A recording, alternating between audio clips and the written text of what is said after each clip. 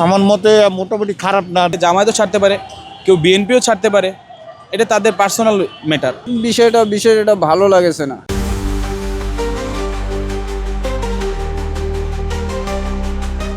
অবশেষে জামায়াতে ইসলামীর সঙ্গে জোটে যাচ্ছে এনসিপি।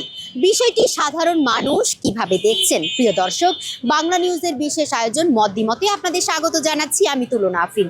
এই বিষয়টি সাধারণ মানুষ কিভাবে দেখছেন, চলুন তাদের মুখ থেকেই জানবো।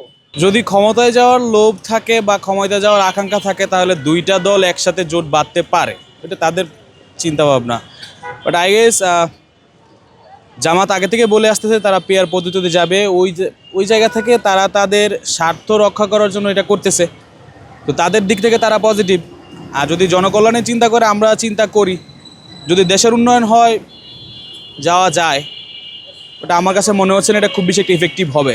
আগে তো জামাতে ইসলাম সর্বপ্রথম এককভাবে ইলেকশন করছিল, তারপরে তো ওরা বিএনপির লগে জোট বান্ধিয়ে তো এখন শোনা যাইতেছে যে এনজিবির লগে জোট করতেছে। মানে বিষয়টা ভালো লাগেছে না।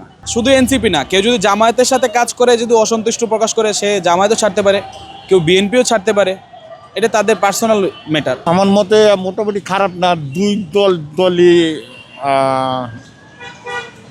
ইসলামী মতে ওনারা আছে, জোট বাঁধলে মোটামুটি আমি মনে করি ঠিক আছে।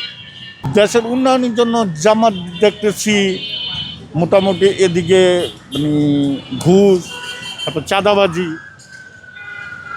এটি অনেকটা বন্ধ হবে।